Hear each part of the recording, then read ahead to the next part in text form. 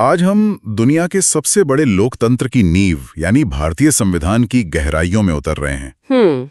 हमारे पास जो स्रोत हैं वो सिर्फ एक कानूनी दस्तावेज की कहानी नहीं सुनाते, बल्कि एक कंपनी पर नकेल कसने वाले नियमों से शुरू होकर एक संप्रभु राष्ट्र की आत्मा की आवाज बनने तक का एक हैरत अंगेज सफर दिखाते हैं। और हमारा मकसद सिर्फ अनुच्छेदों और संशोधनों की एक लिस्ट बनाना नहीं है। बिल्कुल नहीं। बल्कि उस सोच, उन जबरदस्त बहसों और उस दूरदर्शिता को समझना है जिसने इस दस्तावेज को आकार दिया।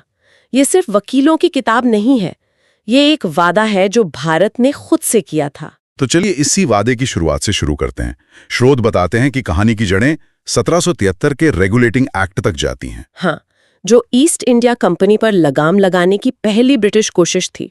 लेकिन मेरे मन में एक सवाल उठता है कि एक कंपनी को चलाने के नियम वो एक पूरे देश का संविधान बनने की प्रेरणा कैसे बन गए? ये तो दो बिल्कुल अलग चीजें लगती हैं। ये बहुत दिलचस्प सवाल है और असल में ये सब कुछ रातों रात नहीं हुआ। ये एक क्रमिक विकास था। धीरे धीरे एक के बाद एक कदम उठाए गए। अच्छा। देखिए, 1773 से लेकर 1857 तक जितने भी कानून आए, उनका मकसद कंपनी के व्यापार और प्रशासन को नियंत्रित करना था। लेकिन 1857 की क्रांति ने सब कुछ बदल दिया। हाँ, वो एक बहुत बड़ा मोड़ था। बिल्कुल।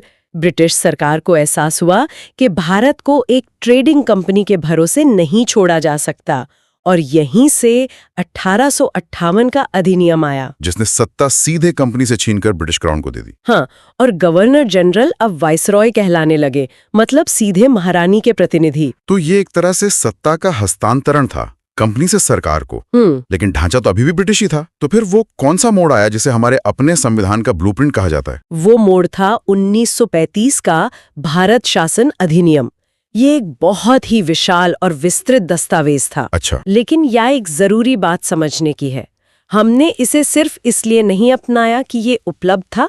संविधान सभा ने दुनिया के कई संविधानों का अध्ययन किया। 1935 के एक्ट से प्रशासनिक ढांचा इसलिए लिया गया क्योंकि तब तक भारतीय अधिकारी और नेता उस प्रणाली से कह सकते हैं कि परिचित हो चुके थे। मतलब उसे पूरी तरह से खारिज करके शून्य से शुरुआत करना शायद अव्यावहारिक होता। बिल्कुल।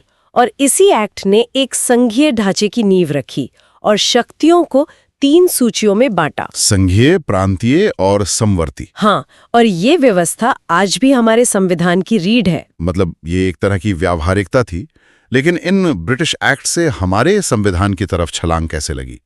एक संविधान सभा का विचार जो भारतीयों द्वारा बनाई गई हो, इसका जिक्र स्रोत में M.N. रॉय के हवाले से 1934 में मिलता है। बिल्कुल। और यही वो चिंगारी थी जो आगे चलकर मशाल बनी। इस विचार को जमीन पर उतारा 1946 के कैबिनेट मिशन ने, जिसके तहत संविधान सभा का गठन हुआ। और सोचिए उस सभा के बारे में। उसमें हर क्षेत्र, हर धर्म, हर विचारधारा के लोग थे। डॉक्टर राजेंद्र प्रसाद अध्यक्ष बने। और प्रारूप समिति की सबसे मुश्किल जिम्मेदारी डॉक्टर भीमराव अंबेडकर के कंधों पर आई।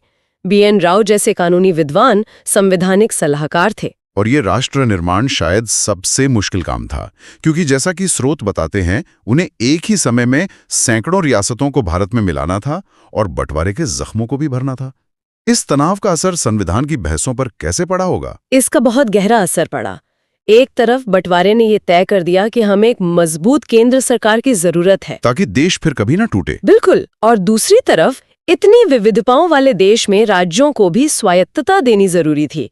इसी संतुलन को साधने की कोशिश हमारे संविधान के हर पन्ने पर दिखती है। ये सिर्फ कानून बनाना नहीं था। नहीं, ये एक बिखरे हुए महाद्वीप को एक राष्ट्र के धागे में पिरोना था। और उस धागे की सबसे पहली और सबसे मजबूत गांठ शायद प्रस्तावना है।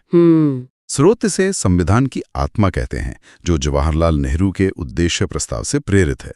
इसकी पहली लाइन, हम भारत के लोग, सुनने में बहुत सरल लगती है, पर इसका असल वजन क्या है? इसका वजन बहुत गहरा है। सदियों की गुलामी और राजशाही के बाद पहली बार ये कहा गया कि इस देश की मालिक यहाँ की जनता है। कोई राजा नहीं, कोई बाहरी ताकत नहीं, कोई नहीं। अंतिम शक्ति का स्रोत हम लोग हैं। ये सिर्फ एक वाक्य नहीं, एक क्रांति है।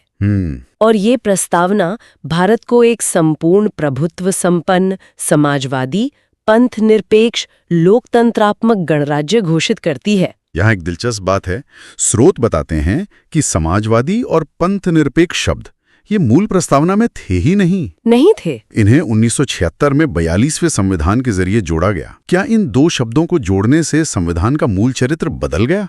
इस पर तो काफी बहस होती है। ये एक बहुत महत्वपूर्ण और विवादास्पद मुद्दा रहा है। आलोचकों का कहना है कि ये एक ऐसा बदलाव था जो आपातकाल के दौरान बिना व्यापक बहस के किया गया। अच्छा। वहीं समर्थकों का तर्क है कि ये शब्द सिर्फ उस भावना को स्पष्ट कर रहे थे जो संविधान में पहले से ही मौजूद थी, जैसे कि मूल अधिकारों और राज्य के नीति निर्देशक सिद्धांतों में। बिल्कुल। उनका मानना है कि संविधान का झुकाव हमेशा से सामाजिक न्याय और धार्मिक स्वतंत्रता की ओर था। तो ये बदलाव चरित्र का परिवर्तन था या सिर्फ एक स्पष्टीकरण, ये आज भी व्याख्या का विषय है। और प्रस्तावना के इन वादों को जमीनी हकीकत में बदलने का काम मूल अधिकार करते हैं। स्रोत संविधान के भाग 3 को भारत का मैग्ना कार्टा कहते हैं। सही बात है। इनमें से कुछ अधिकार तो ऐसे हैं जिनके बिना आज हम लोकतंत्र की कल्पना भी नहीं कर सकते। निश्चित रूप से, जैसे समता का अधिकार अनुच्छेद 14 से 18।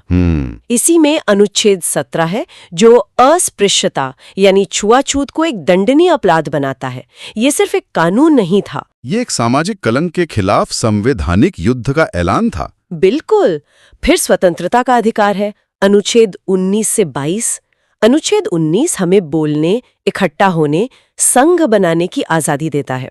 और अनुच्छेद 21 यानी प्राण और दैहिक स्वतंत्रता का अधिकार। इसकी कहानी तो बहुत ही दिलचस्प है। वो कैसे?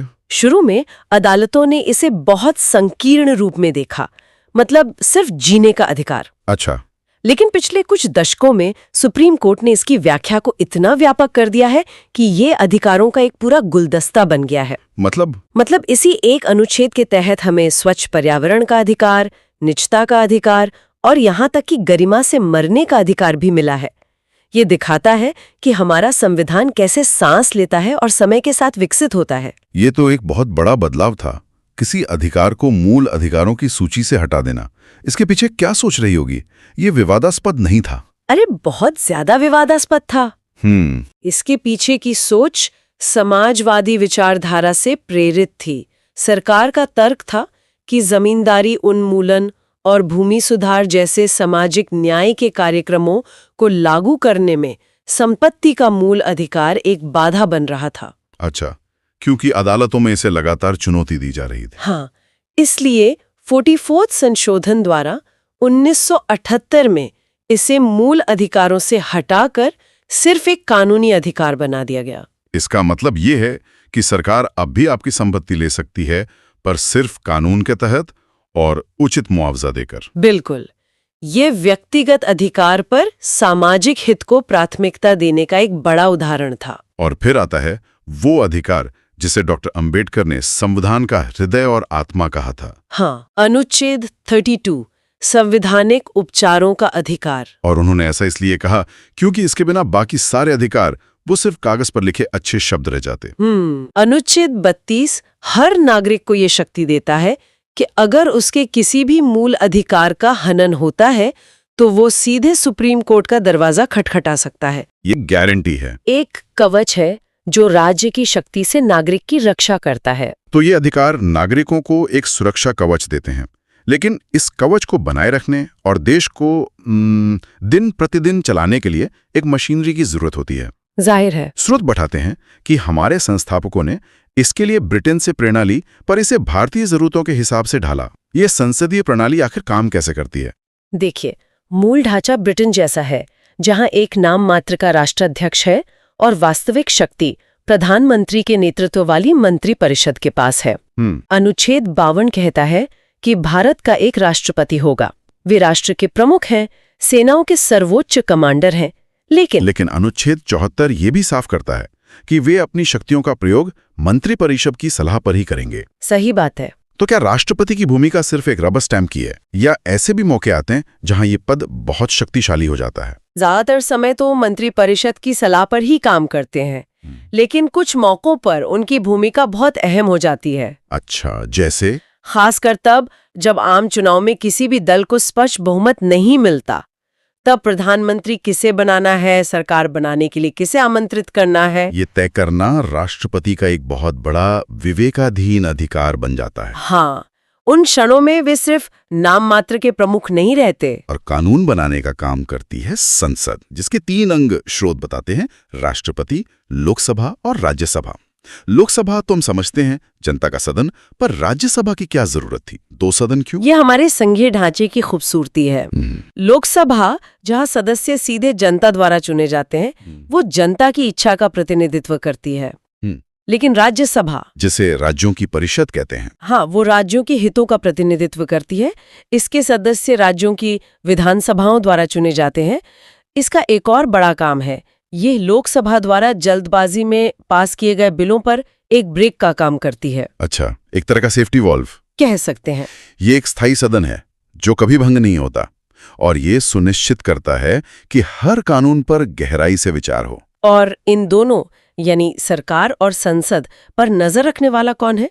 संविधान का संरक्षक, उच्चतम न्यायालय। बिल्कुल, हमारी न्यायपालिका एकीकृत है, मतलब जिला अदालत से लेकर सुप्रीम कोर्ट तक एक ही संरचना है, और सुप्रीम कोर्ट इसका शिखर है। और उसे संविधान का अंतिम व्याख्याकार माना जाता है। हाँ, और उसकी सबसे बड़ी शक्ति है न्यायिक समीक्षा, यानी जुडिशियल रिव्यू।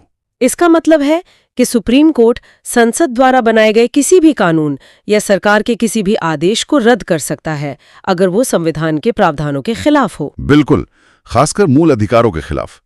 ये शक्तियों के संतुलन का सबसे बड़ा स्तंभ है। तो एक तरफ संसद है, जिसे जनता चुनती है कानून बनाने के लिए, और दूसरी तरफ अदालत है जो उन कानूनों को रद्द कर सकती है। यहाँ तो टकराव की पूरी संभावना है। और ये टकराव हुआ भी कई बार।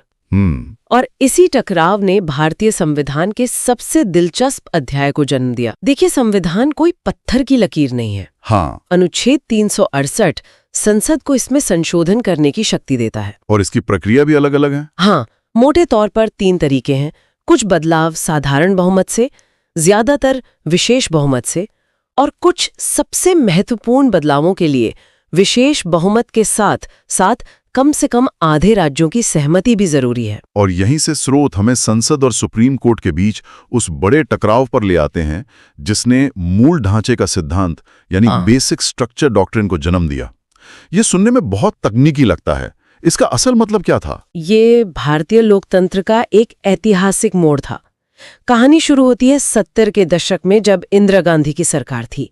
संसद ने 24वें संशोधन जैसे बदलावों के जरिए खुद को संविधान के किसी भी हिस्से, यहां तक कि मूल अधिकारों को भी बदलने की असीमित शक्ति देने की कोशिश की। उनका तर्क था कि चुनी हुई संसद सर्वोच्च है। हाँ, और उसकी शक्ति पर कोई लगाम नहीं हो सकती। मतलब संसद चाहे तो लोकतंत्र को ही खत्म करने का संशोधन पास कर दे। सैद्धांतिक रूप से यही उनका दावा था। मामला सुप्रीम कोर्ट पहुंचा। केशवानंद भारती मामला 1973। हाँ, 13 जजों की अब तक की सबसे बड़ी बेंच बैठी और कोर्ट ने एक ऐसा फैसला सुनाया जिसने दुनिया भर के कानूनविदों को चौंका दिया। कोर्ट ने कहा कि हाँ, संसद को संविधान में संशोधन करने का अधिकार है, लेकिन वो संविधान के मूल ढांचे को नहीं बदल सकती। बिल्कुल। और ये मूल ढांचा क्या है? क्या इसकी कोई लिस्ट है? यही तो इसकी खूबी है, कोर्ट ने इसकी कोई निश्चित लिस्ट नहीं दी। अच्छा। समय समय पर अदालतें तय करेंगी कि मूल ढांचा क्या है, लेकिन उन्होंने कुछ उदाहरण दिए, जैसे लोकतंत्र, पंथनिरपेक्षता, शक्तियों का बंटवारा, कानून का शासन और न्यायिक समीक्षा। तो इस एक फैसले ने चुनी हुई संसद की शक्ति और संविधान की पवित्रता के बीच एक लक्ष्मण रेखा खींच दी। हाँ, इसने संसद की शक्ति पर एक बहुत जरूरी लगाम लगा दी। स्रोत में 42वें संशोधन 1976 को मिनी संविधान भी कहा गया है। ऐसा क्यों? क्योंकि आपातकाल के दौरान लाए गए इस एक संशोधन ने संविधान में इतने व्यापक बदलाव किए कि ये अपने आप में एक छोटा संविधान जैसा लगने लगा। क्या क्या बदला गया था? प्रस्तावना में समाजवादी और पंथनिरपेक्ष शब्द जोड़े गए, नागरिकों के लिए पहली बार 10 मूल कर्तव्य शामिल हुए, और सबसे विवादास्पद, इसने न्यायिक समीक्षा की शक्ति को लगभग खत्म करने की और प्रधानमंत्री के पद को बेहद शक्तिशाली बनाने की कोशिश की। ये संविधान की आत्मा को बदलने का एक बहुत बड़ा प्रयास था। तो क्या वो सारे बदलाव आज भी वैसे ही हैं? नहीं। आपातकाल खत्म होने के बाद 1978 में 44वें संशोधन ने इसके कई अलोकतांत्रिक प्रावधानों को पलट दिया और संतुलन को फिर से स्थापित करने की कोशिश की। अच्छा, जैसे संपत्ति के अधिकार को मूल अधिकारों से हटाया गया, लेकिन साथ ही ये भी सुनिश्चित किया गया कि राष्ट्रपति मंत्रिमंडल की सलाह को एक बार पुनर्विचार के लिए लौटा सके। तो ये दिखाता है कि संविधान में खुद को ठीक करने की विषमता है। बिल्कुल। तो ईस्ट इंडिया कंपनी के नियमों से शुरू हुई कहानी एक ऐसे जीवंत दस्तावेज तक पहुंचती है जो न सिर्फ अधिकारों की गारंटी देता है, शक्तियों का बंटवारा करता है, बल्कि समय और चुनौतियों के हिसाब से खुद को बदलता और बचाता भी है। बिल्कुल। और ये चर्चा हमें एक अंतिम विचार के साथ छोड़ जाती है। स्रोत हमें संविधान की मशीनरी, उसके कलपुर्जों से तो परिचित कराते हैं, लेकिन सोचने वाली बात यह है कि भारत जैसे विशाल और कोलाहल भरे लोकतंत्र में क्या संविधान सिर्फ एक कानूनी दस्तावेज है जो अदालतों और संसदों में जिंदा रहता है? क्या ये एक निरंतर चलने वाली राष्ट्रीय बातचीत है जिसमें हर नागरिक एक भागीदार है? हाँ, हम भारत के लोग इस महान वाक्य की भावना को हम सिर्फ कागजों से निकालकर अपनी रोजमर्रा की जिंदगी में, अपने सामाजिक व्यवहार में और अपने नागरिक कर्तव्यों में कैसे जीवित रखते हैं।